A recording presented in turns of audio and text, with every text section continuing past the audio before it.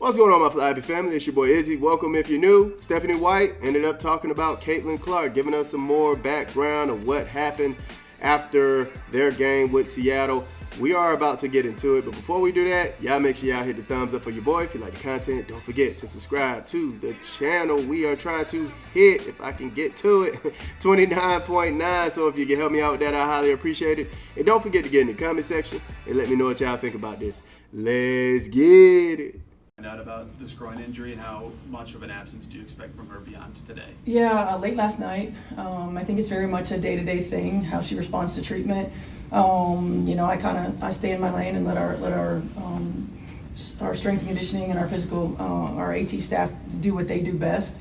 But yeah, I found out late last night, and then we'll treat it day to day. Back to back a factor at all with that? I mean, I don't know if it's a factor from a physical standpoint, from an athletic training standpoint. Certainly in my mind, it is. But at the same time, she's shown that she's tough and she's a quick healer. So we'll see. Was it something she reported yesterday, like her pain in the left groin? It had to have been at some point during the day because they took her out yesterday, for the MRI. So I'm not exactly sure. I didn't hear about it until we heard from our training staff last night. And with the MRI, did it show a strain or anything, or? I don't. You'll have to ask our training staff. Yeah. We can look at this a couple different ways, right? One way to look at it is, she's dealing with a lot herself, right? Stephanie White. Of course, she's missed, 2 games so far because of personal issues. So I don't necessarily know what her personal issues are. Hopefully it's nothing like DeWanna Bonner's. But nonetheless, she's dealing with some things of her own. So maybe it's a tad bit difficult to keep up with every single thing that happens with her players. And then, of course, she got this news late at night. So I don't know what time this could have been. It was posted early in the morning. So she's probably just now getting into the facility and trying to figure out what's going on with Caitlin. Let me see the MRI. What happened with the MRI? They probably caught her right before she can get all this information. So you can look at it that way. You got to give her some time to get that information. You got to give her some grace because she is dealing with some things of her own that's keeping her out of games herself. Now, unfortunately, there's another way you could look at this. And you could ask the questions of, do you really care about your players, your team? The fact she said, I stay in my lane. At the end of the day, I get it. Yeah, allow them to do their job, but still get in their business. Use your experience. You are a veteran. You played in the league. You've coached the league. You've been around the league for a long time.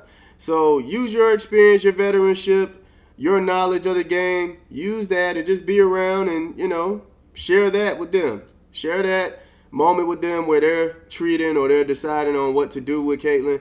You be a part of that decision too. Now, one more perspective could be she's just trying to keep everybody out of their business. She's not necessarily trying to give the news or whatever the case may be. She's not trying to give up what's going on behind the scenes. And I've seen that before. And honestly, it's best if you keep certain things in-house. But I think things like this, maybe you want to show that you are active, you're on top of it, maybe. Just so you can show that, hey, I care about my players, I care about what's going on with them. But, maybe they just didn't want to give out that information because they do have that game coming against Dallas, right? That's tomorrow. So maybe they didn't want to ruin their ticket sales. But regardless, when they find out Caitlin's not playing, if she doesn't play tomorrow, people are going to give those tickets up, man. There's a whole lot of ways to look at what's going on right here. So I can't necessarily pinpoint which one it is, honestly, just giving my honest opinion. But I am going to look at it from different angles and just keep it neutral. I do feel like the lack of paying attention to what's going on with Caitlin probably led into the mismanagement of giving her all those minutes. But I hope that she is paying attention to what's going on. Stay really close and engage. Engage with this injury here, okay? Engage before y'all make another decision to put Caitlin out on the floor before she is 100%, all right? So Caitlin Clark is a day-to-day. I would say just buckle up for the ride, man, because she might be missing a good amount of games, man, honestly. in my opinion. Let's see what some people are saying. Groin is not far from the quadriceps. Sometimes injuries travel around the same region. That is true. Is no one hearing what she's saying? She literally just said, as a head coach, she is not keeping check on her star player who just had an MRI, and she does not know the result of it. She stays in her own lane and lets others handle it. We have to ask someone else about her status. She can't be serious right now. Like I said, this was early in the morning. This post was 4 hours ago. So maybe, I don't know. How long was this post? It was at 11 in the morning, so maybe she, just got in. And like I stated, she's dealing with some things of her own. So not trying to give her excuses, but I'm just looking at it from all different angles. Throw her under the bus, way to go. I call BS on the injury. Bigger things are happening behind the scenes. Like what, though? What will be going on now? Do what they do best. No, get whoever is working with her away now. Not only is what they're doing not working, it's made things worse. CC doesn't have a relationship with the coach. Oh, man, that's what it seemed like. Man, that's tough. They got to make sure CC is 100%. More important, end of season. I agree. I call BS on coach. She knew this young woman was hurt after the Sun game, but played her anyway. Honestly, they knew she was hurt before the Sun game. If y'all didn't get that point in my last video. Now, I do believe there was more damage done during the Connecticut Sun game, but I can't necessarily say that's where it started. That groin was wrapped before that game.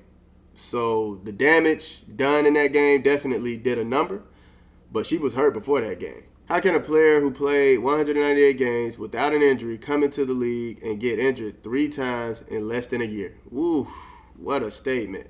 The refs have to figure out that, yes, I get it. They want it to be a physical league. It looks competitive and all that good stuff. But there are too many plays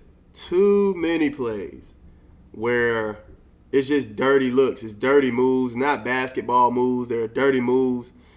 And it's too much going on, man. Nobody's getting punished. Yeah, you get the fines or whatever, but what are the real consequences? Suspensions, where are they? Nobody is really feeling it in their pockets. They're getting $400 fines. Man, nobody care about that. But until then, yeah, they're going to continue to do what they want to do, man. She brought her back in the game with 12 seconds left and up 8 just to get tackled to the ground and get hurt. Fire her now. I don't care that Dallas has a sold-out arena waiting. We have several days off coming up. Let her rest until Vegas game. Hey, I feel him, man. I feel him. But hey, y'all let me know how y'all feel about what Stephanie White had to say, this whole situation. How do you feel about it, man? Let me know in the comment section. I love y'all. Y'all keep it smooth.